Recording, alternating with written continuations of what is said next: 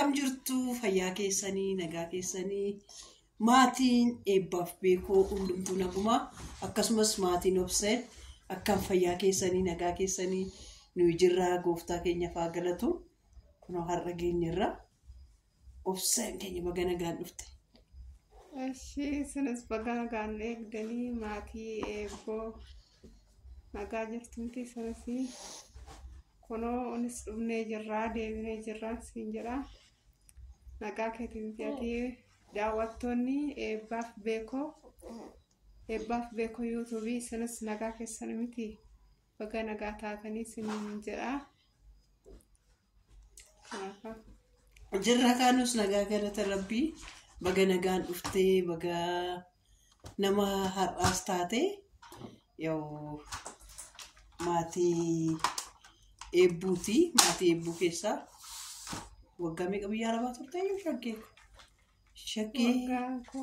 siqaadha waggaa 8 biyya arabaa turte dhufte anaanuuf maatii ganaa taate meeqa umurii eebbuu jechuudha bara eebbaan dhalatti deemte jechuudha bara eebbuun dhalatti deemte bara eebbuun waggaa 5 kabajju deemte dhufte otuun deemnetee mucaa kutaa lama geessifti jechuudha argitanii daa'ima kutaa lama barattu geessifti jechuudha. Meesti seenaa biyya ijoollee guddaa isaa galatoomii baga nagaan nu dhufte baga nagaanis mana gara eebbuutti dhufte siniin jenna.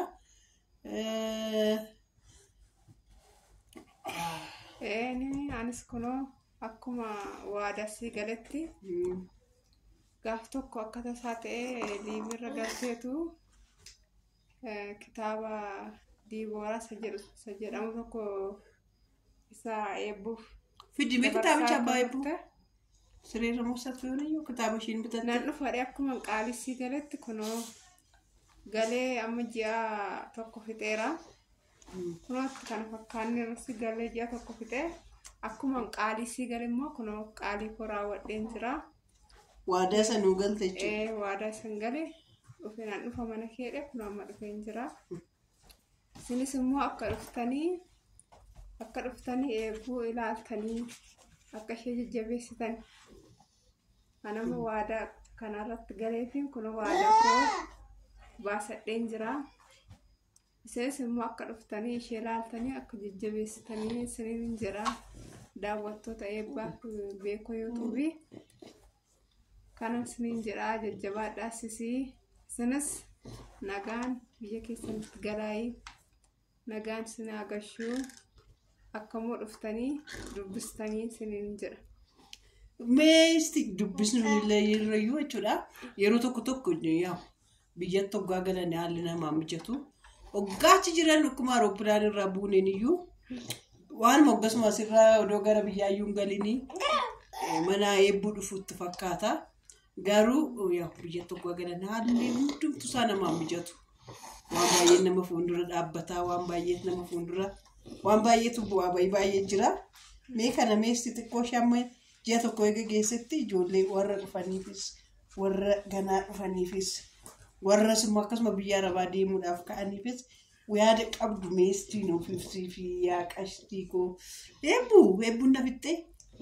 Garuu yaanni nama hundaa tokko miti achitti waan baay'ee assaabnaa gallee kana goonaa jennee assaabna garuu akka achitti assaabnes ta'uu dhiisuu danda'a kan ta'uufis immoo jiraachuu danda'a kana galanii maa ilaalanii jedha akka kootti nagaa bichaa amsaan eebbuun nu rakkifte fudhadhu bakka eebbuu isaa teessumaa.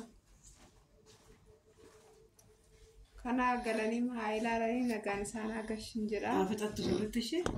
Haala qilleensa isaamatti nu barukaa kun ji'uma tokkotti nama fakkeenya waan na fakkeessa iyyuu laata. Jijjiirama qaba.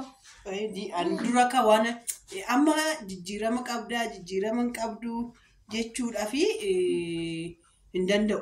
Ati immoo hin dandeessu. Hin danda'u maaliifi tokkoffaan jireenya biyya arabaa kana gara shiin beeku jedha tokko jedha. Lammaffaa bifa shiin beeku shiin na beeka malee ani shiin beeku amma shiin na barbaadee toona argate kaleessa soggaa barbaadee toona argate kanaaf bareedduu taatee fokkiftuu taatee warra biyya arabaa warra wajjin jirtuu fi warra diroggaa biyya jirtutu si beeka. Garuu anarree badaas mul'adhu. Yuutuubas jammareen gidduutti si xiqqoo si dhaabee. Maaliif jammartee dhaabdee? Haalas naan mijannee maali namaan mijatu achitti soo kanatti dhaabeen ture. Amma kunootti deebi'uufidha itti deebi'aan jira. Akka wal bukkiyaa dhaabbannu walaa jajjabeessinu hin jedha. Liinkisaa kana jala sinii keenya. Immoo sirriidha na beekuu dhiisuu dandeessaan sirriitti sin beekaa sibichaa yoo miti baran yuutuubara baay'ootan beeka. Baay'een beekan allaala garuu darbee malee hin barreessuun koomentii allaala mootii yuutuubara baay'een beekan hin beeka. Kana siniin jenna kaa jechuudha. Tokkoffaan waadaa galtee akkuma waadaa galtee Hanna beektaa? Na yuutuubii. Garuu isheen hin baatu kwa viidiyoo sagalee jalatti malee isheen viidiyoodhaan isheen beeku. Bareedduu takkadha qashtii mucaa baay'ee bareedduudha. Isheen baay'ee nama jajjabeessiti. Baay'ee nama jajjabeessiti. Warra waadaa kitaaba waadaa galan keessaa Hannaa qohi nama meeqatu kitaaba kana raawwate seetan. Hannaa qashtii fi sii mucaa tokko moyyuu Rabbii tokko jakoo maqaa ishee raaffatte nama sadiitu raawwate. TikTok irratti gara nama 100 meeqatu waadaa galee ingallannoon jenne kitaabichi koo jira akkuma jirutti jira. Hannaanis fudhadhu deebisii gurguru jettee mucoon ishii sunis kitaaba 3 bittee kitaaba 3 deebisii gurguru tokko garuu namatti naaf kenni jettee. Yaa Rabbi koo gooftaa dhiifama baay'ee dhiifama guddaa hin turte yaa Rabbi koo dhiifama naaf haa gootu obboleessa hiriyaashiifis ofiishiitti 2 bitte hiriyaashii tokko bitte kitaaba 3 nama 3tu raawwate warri waadaa galan keessaa jechuudha. Kanaaf warri waadaa galtanii hundi keessa warri TikTok irra jirtanis warri YouTube irra jirtanis waadaa keessa raawwadha.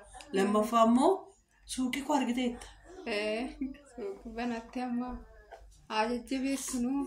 Suuqii banaddeeni suuqii keessa suuqiin afaanuma banee taa'ee jira dhugaa waaqa jiraata.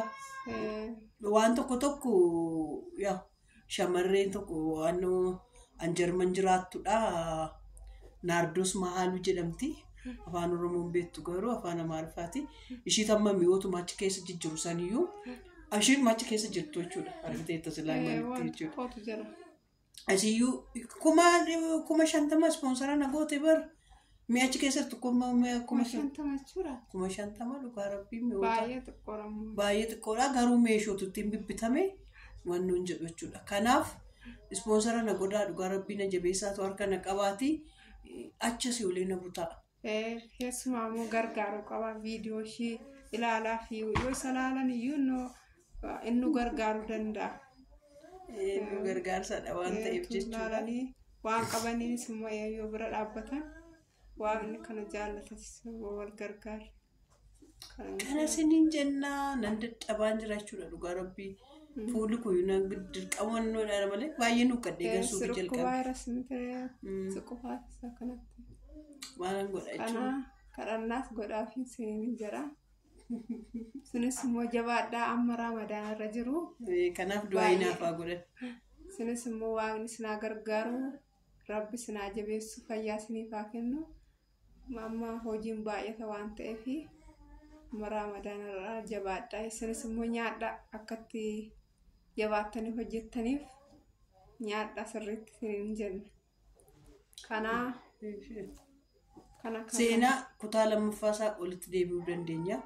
Seenaa biyya Arabaatti dabarsiteen sinii gaafadha doosiin isheen jalaan deemin borbariin deema jettee hin diddee ooli jennaan na didaa jirti. Maajjo kunoo kanan dhufe qaataa teessumalee naan jechaa taate eebbu. Xiqqoo ishee boqottuu deemne jechuun biyya wannoorraa asuma xiqqoo ishee boqottee qilleensa isaa fudhattee qilleensa biyyaa qilleensa Finfinnee wayya. Biyya as lamatti qorrisaa haalli qilleensa isaa baay'ee bareedaas. Kanaaf biyyi sun baay'ee ho'ammoo. As baay'ee odoo torbeetu. Asoo na uyyuu takka iddoo naannoo keenyaatti. Naannoo keenya turre ho'aa as baay'ee namatti tola.